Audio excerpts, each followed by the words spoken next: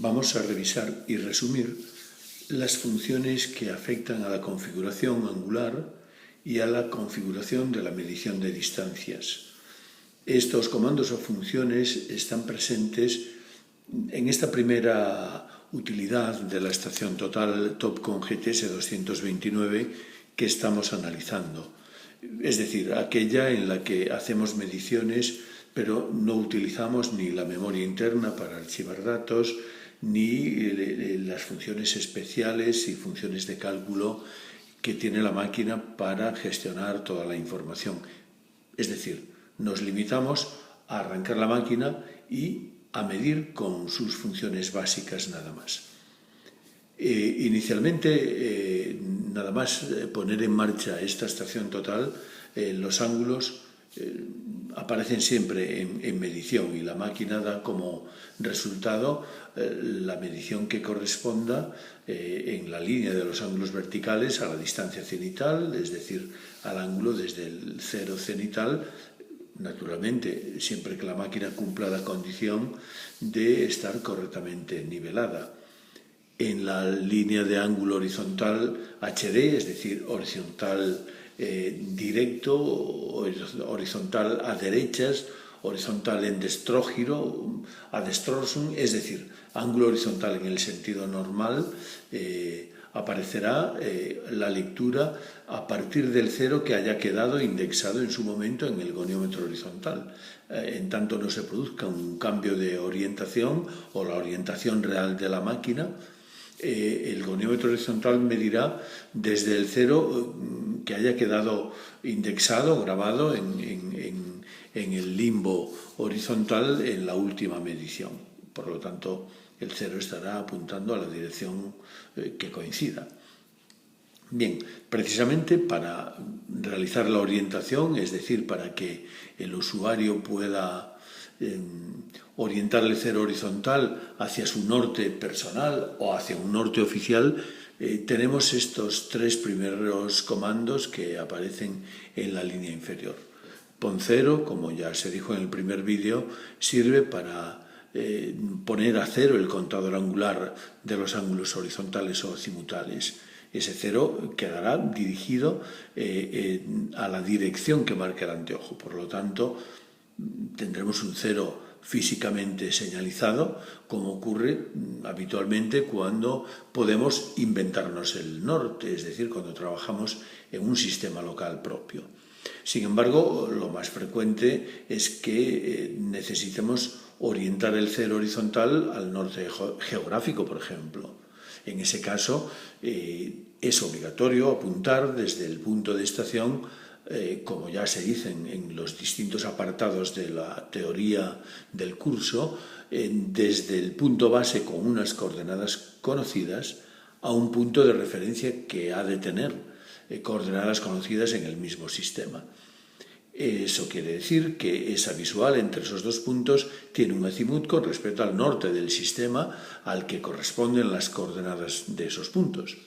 Bien, conocido ese azimut, porque la máquina en esta primera fase de medición no es capaz de calcularlo, para eso habremos de entrar al menú en su momento y ver las funciones de gestión y cálculo de que dispone, deberemos conocer el azimut o poder calcularlo en tiempo real con una calculadora, lo que sea, ¿no? Y podremos fijar ese azimut en la máquina por dos procedimientos y hacerle coincidir a la visual, a la referencia, con el objetivo de que de que el cero horizontal apunte al norte verdadero de nuestro sistema. Un procedimiento es con el botón F2 que activa el comando retain o de retención.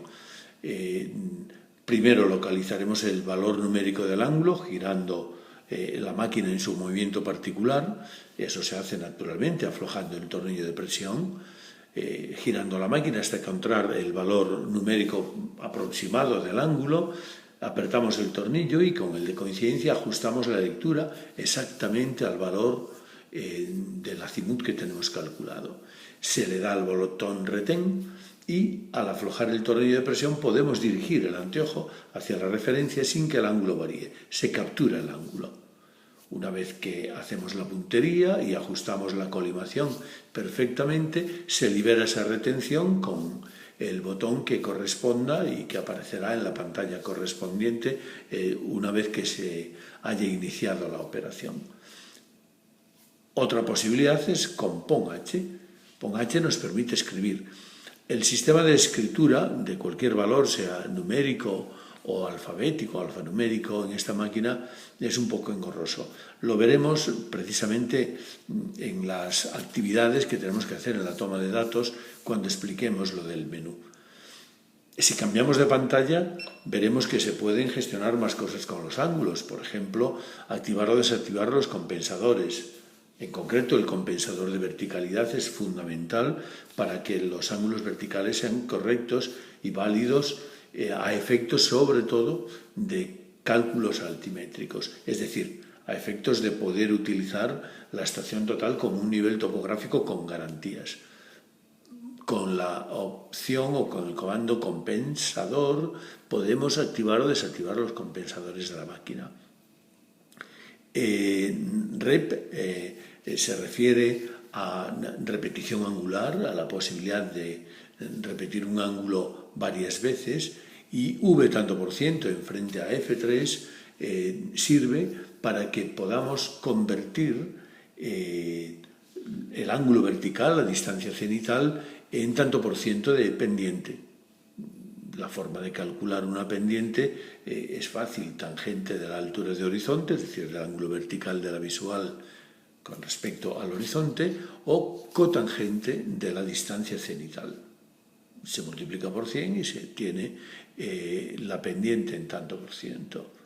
Si cambiamos de pantalla, veremos que enfrente a F1 hay un comando que tiene como único objetivo el activar o desactivar el pitido que hace la máquina cada vez que cruza un cuadrante, es decir, cada vez que mide ángulos de 100, 200, 300 o 400, que será el 0 de nuevo en cualquiera de los dos goniómetros. Con F2 activamos los ángulos horizontales en formato de estrógiro a la derecha o en formato levógiro a la izquierda, simplemente. Se comprobará precisamente al hacer esto, de hecho lo podemos activar, que la suma del ángulo horizontal en sentido levógiro, es decir, a la izquierda, y el ángulo horizontal de estrógiro o a la derecha dará 400 como resultado, porque la visual es la misma y lo único que cambia es el sentido de medición del ángulo horizontal desde el cero. Con F3 se puede ver, se activa el cambio del ángulo vertical. Esta es la altura de horizonte, ángulo vertical desde el horizonte. Esta es la distancia cenital, ángulo vertical desde el cenit. Esto es lo que hay. Si seguimos cambiando de pantallas, volvemos a la primera. Esto es lo que hay, decía, en relación a la configuración de funciones que nos sirven para gestionar los ángulos. Si activamos el distanciómetro, que se hace con este botón, es importante hacer notar que este botón en el que están simbolizadas las tres distancias importantes en la topografía, la inclinada o geométrica, la horizontal o reducida, la vertical o desnivel, activa el distanciómetro en esta fase de introducción de las operaciones más sencillas de la máquina la primera vez. La segunda vez ya tiene otras funciones. Vemos el distanciómetro realizando la medición y vemos la pantalla de datos en la que se presenta el ángulo horizontal a la derecha o de estrógiro, la distancia horizontal o distancia reducida, la distancia vertical o desnivel, que representa un desnivel si se cumplen las condiciones que he explicado en el vídeo número 1, y pulsando el botón que activó inicialmente el distanciómetro, lo que hacemos es navegar por las diferentes pantallas de resultados.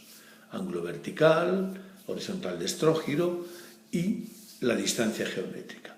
Y tenemos una tercera pantalla, horizontal de estrógiro, distancia reducida y distancia vertical. Bien,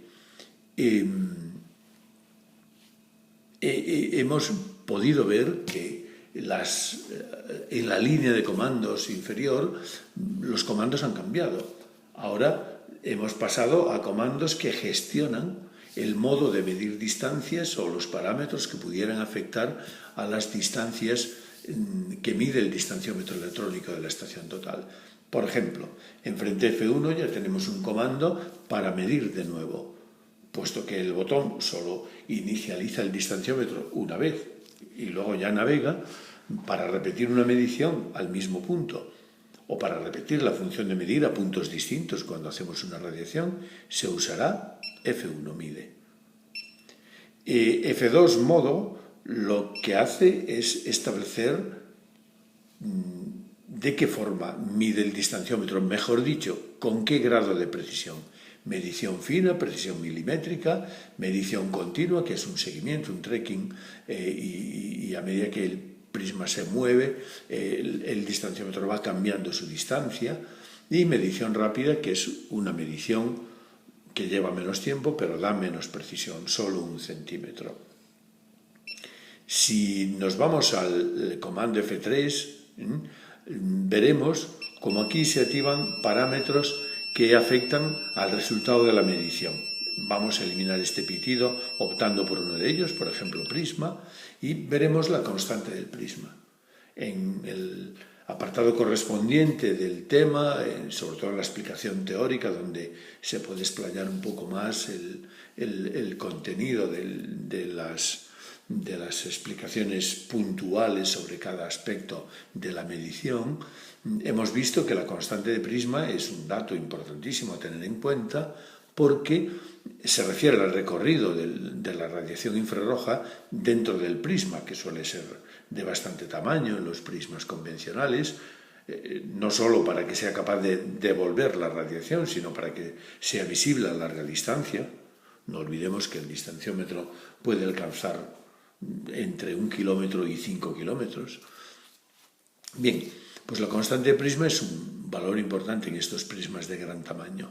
Se puede introducir un valor que por término general suele ser de 30 milímetros, que el aparato ha de restar porque es un recorrido a mayores, que debe de deducir de la determinación de la distancia para generar la distancia correcta entre el punto de estación y el punto señalado por el prisma, pero si utilizamos un prisma de distinta constante, podremos introducir con entre un valor de constante distinto y confirmar esa introducción con la tecla F4 Enter. ¿De acuerdo? Dejamos el valor que está, se lo confirmamos y vemos otras funciones. Por ejemplo, partes por millón, ppm. Nos indica la diferencia que hay entre la medición real en ausencia de distorsión y los efectos de la refracción atmosférica, que realmente están condicionados de forma muy importante por la presión y la temperatura, que veremos a continuación. Confirmamos esos valores, que son los que calcula la máquina, y en el apartado TP vemos que se puede introducir presión y temperatura. Naturalmente optaremos por la presión y la temperatura medias en el entorno de trabajo. Imaginemos que ahora mismo la temperatura es de 15 grados. Estamos viendo la forma de escribir que se explicará con más detalle. Y en la presión vamos a hacer lo mismo. Introducir la presión, por ejemplo, 760 milímetros de mercurio, es decir, una atmósfera. ¿De acuerdo? Bien, confirmado, y vamos a escapar para que no siga molestando este pitido. En la pantalla número 2, la excéntrica es una medición, por ejemplo, para determinar coordenadas de un centro del pilar en el cual no podemos colocar el prisma, porque es un sólido. Pues la medición excéntrica nos permite establecer variables para el ángulo, variables para la distancia y decirle a la máquina que calcule las coordenadas del centro del pilar. Rep es una función de replanteo casi manual, porque la máquina no tiene capacidades de cálculo en esta fase de la medición, y con F3 establecemos el cambio de unidades, de metros a pies o a pulgadas. Y esto es todo lo que nos permite configurar esta fase inicial de la estación total.